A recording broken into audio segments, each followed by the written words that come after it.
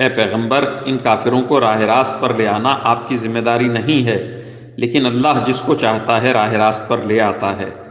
اور جو مال بھی تم خرچ کرتے ہو وہ خود تمہارے فائدے کے لیے ہوتا ہے، جبکہ تم اللہ کی خوشنودی طلب کرنے کے سوا کسی اور غرض سے خرچ نہیں کرتے۔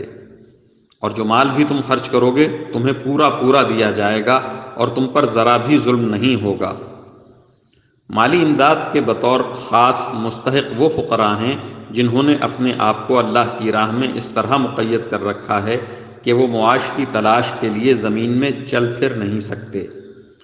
چونکہ وہ اتنے پاک دامن ہیں کہ کسی سے سوال نہیں کرتے، اس لیے ناواقف آدمی انہیں مالدار سمجھتا ہے۔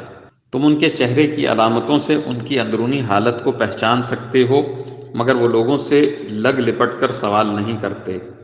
اور تم جو مال بھی خرچ کرتے ہو اللہ اسے خوب جانتا ہے۔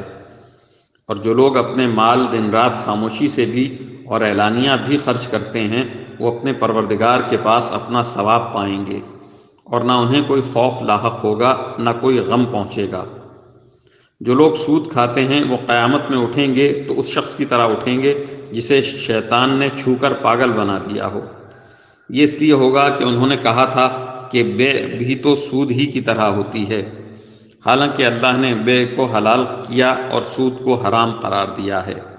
لہٰذا جس شخص کے پاس اس کے پروردگار کی طرف سے نصیحت آ گئی اور وہ سودی معاملات سے باز آ گیا تو ماضی میں جو کچھ ہوا وہ اسی کا ہے، اور اس کی باطنی کیفیت کا معاملہ اللہ کے حوالے ہے۔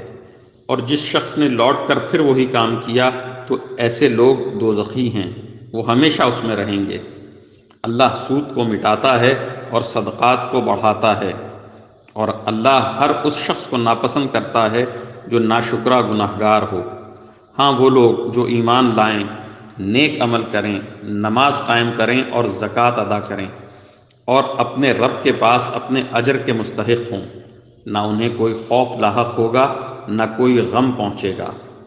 اے ایمان والو، اللہ سے ڈرو، اور اگر تم واقعی مومن ہو تو سود کا جو حصہ بھی کسی کے ذمے باقی رہ گیا ہو اسے چھوڑ دو۔ پھر بھی اگر تم ایسا نہ کرو گے تو اللہ اور اس کے رسول کی طرف سے اعلان جنگ سن لو، اور اگر تم سود سے توبہ کرو تو تمہارا اصل سرمایہ تمہارا حق ہے، نہ تم کسی پر ظلم کرو نہ تم پر ظلم کیا جائے۔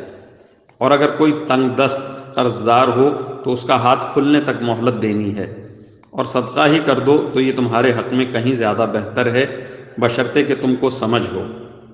اور ڈرو اس دن سے جب تم سب اللہ کے پاس لوٹ کر جاؤ گے، پھر ہر شخص کو جو کچھ اس نے کمایا ہے پورا پورا دیا جائے گا اور اس پر کوئی ظلم نہیں ہوگا۔